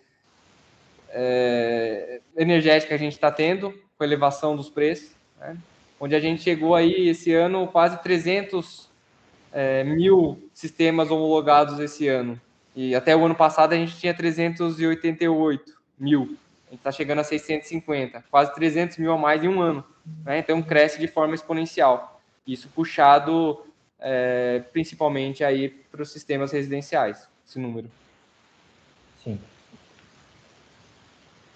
Felipe está com a mão levantada, pode fazer pergunta. A minha pergunta é com relação à fadiga térmica do material de vocês, porque aqui no Rio Grande do Sul a gente tem uma variação térmica e de tarde fazer 40. Como é que o material de vocês responde a essa variação de temperatura? Sim, não é só no sul, né? Aqui em São Paulo a gente também tem uma variação bem grande, onde tem dias que a gente chega a 30 graus, depois chega à noite, cai aí para 15, 14, acredito que cai também, na verdade, aí mais aqui, né? Mais que aqui, essa variação, mas não tem problema nenhum, né? Então a gente está falando quando a gente fala da telha de concreto, a dilatação térmica dela é muito baixa, né? Então, essa dilatação da telha não vai ultrapassar para os módulos, para as células fotovoltaicas, né? E também não vai ter nenhum problema em relação à resina. Esses testes já foram feitos. Nós também estamos com testes realizando na Alemanha, no maior laboratório de componentes elétricos, fotovoltaicos, lá na Alemanha. A gente está fazendo esses testes onde o produto é fadigado, vai até o limite, com temperaturas que chegam entre menos 40 e mais 80 graus. A gente está falando de a gente está certificando nosso produto entre menos 40 e mais 80. Né? Aqui no Brasil, a gente sabe que não vai chegar a níveis tão altos, assim, de um delta tão alto de temperatura, né? Não tem como chegar a esse nível. E mesmo assim, a gente já está fazendo os testes. Que, por sinal, os resultados estão sendo bem favoráveis. Né? Já temos produtos instalados, já temos vendas, né? Estamos acompanhando os projetos pilotos que a gente fez há mais de um ano aí, e continuam em perfeitas condições. Tanto aqui em Campos do Jordão, onde a gente também tem uma queda de temperatura muito alta e durante o dia também aumenta a temperatura. Temos em regiões litorâneas, né, onde a ação da maresia, logo de frente para o mar, na verdade, a casa que a gente tem instalado, que há mais de um ano funcionando sem problema nenhum. Tá? Então, quanto a isso, não nos preocupa. Né?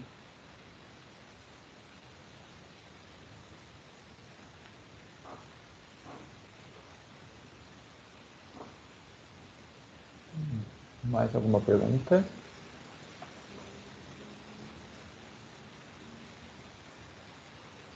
Eu ia fazer uma pergunta para a Rúbia, na verdade, sobre a questão ali que ela mostrou do painel wall em relação à proteção contra incêndio, né? Se, tipo, existe a possibilidade de aderir o painel wall a estruturas já existentes e como que é feita essa modificação para que elas se tornem, né, que elas sejam aceitas pela norma de proteção contra incêndio. Né? Então, você consegue me ouvir bem? Sim.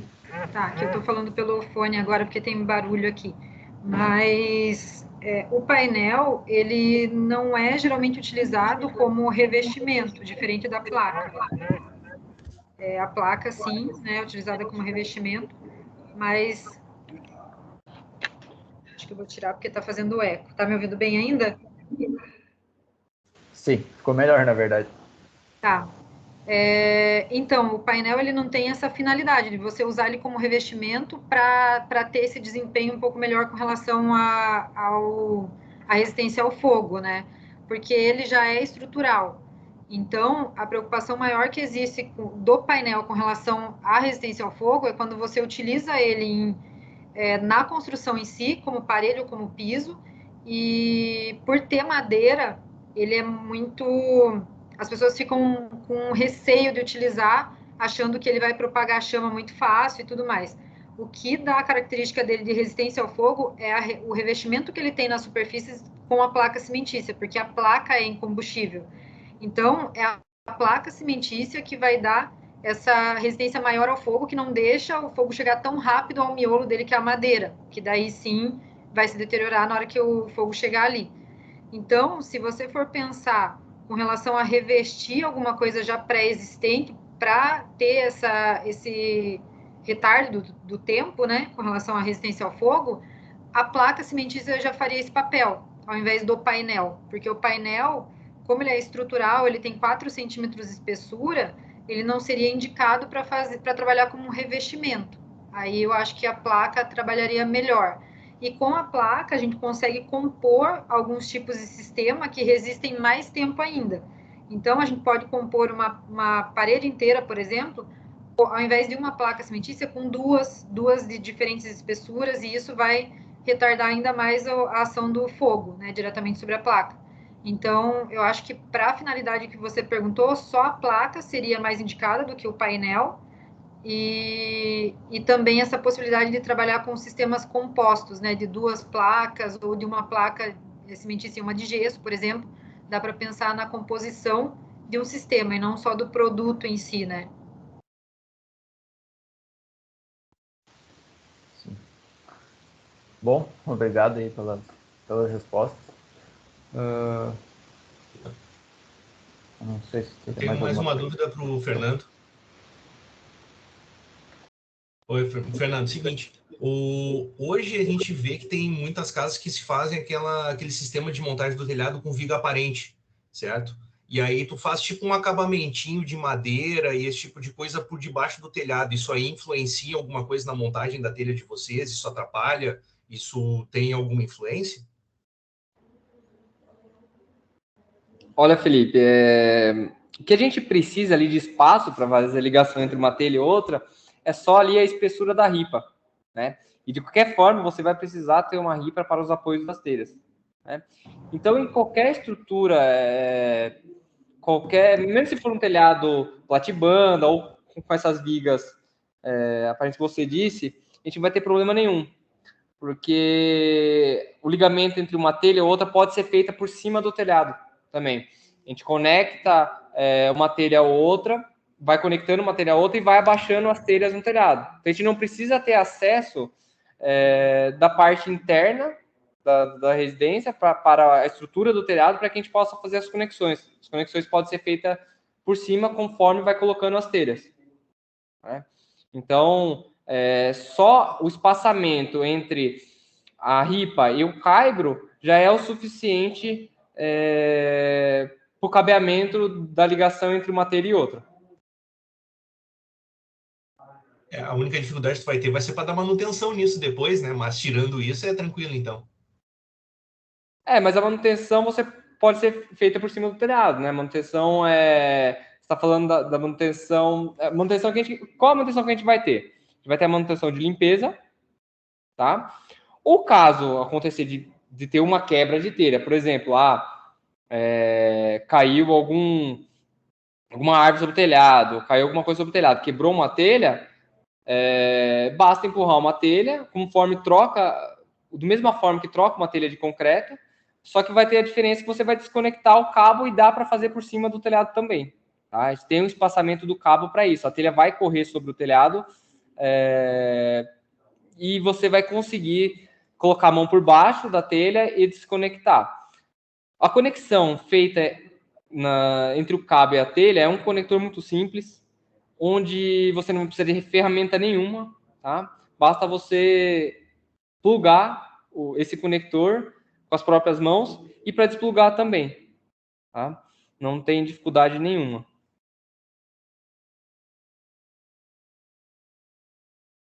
Obrigado. Nada.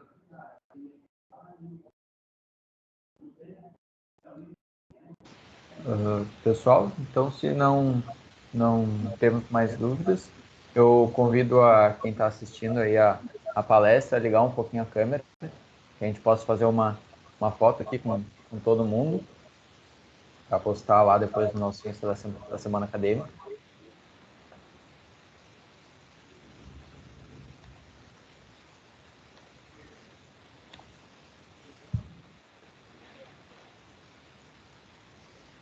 Mais alguém quer ligar?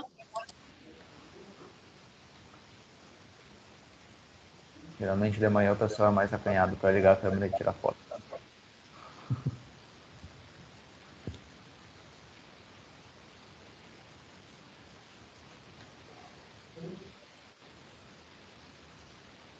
Bom, vou tirar a foto aqui.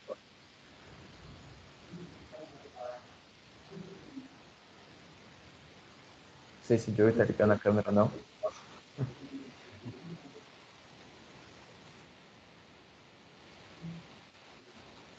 Tirei. Bom, então quero agradecer aí ao Fernando e à Rúbia, né, pela palestra. Obrigado aí pela disponibilidade. Imagina, a gente que agradece a oportunidade, tá? Pedimos desculpa também pelas partes técnicas aí. Por alguns momentos da apresentação achei que tinha travado, mas tudo bem, no final deu tudo certo. E a gente agradece, saiba a todos aí que pode contar com a gente. Depois eu vou deixar o contato aí com o Luan, acho que é o Lucas, a Duda, para que alguém tiver interesse, entrar em contato, saber mais sobre os sistemas fotovoltaicos, sobre telhas fotovoltaicas, ou qualquer produto do grupo, sabe que eu estou à disposição.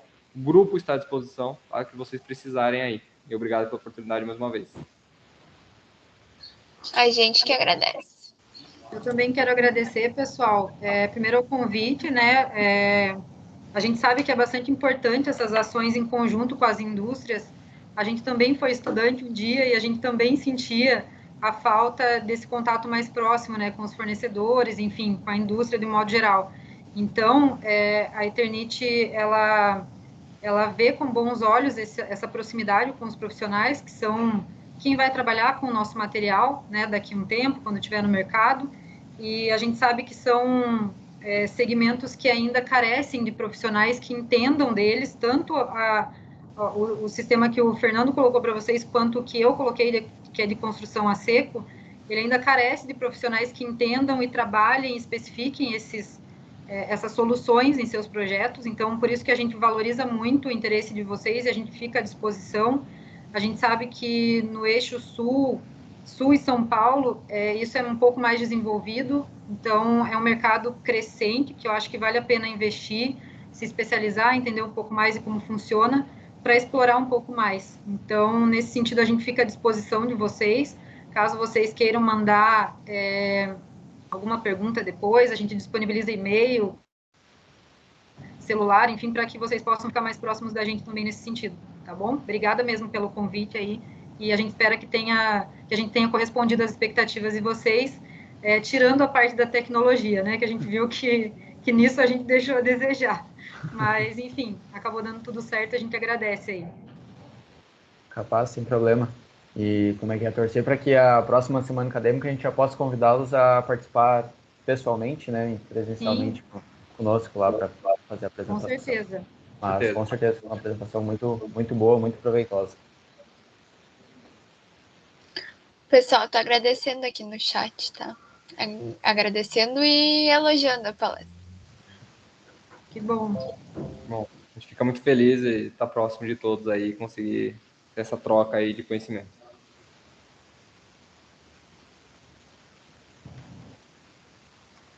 Então é isso, pessoal. A gente vai encerrando aqui a gravação e a chamada.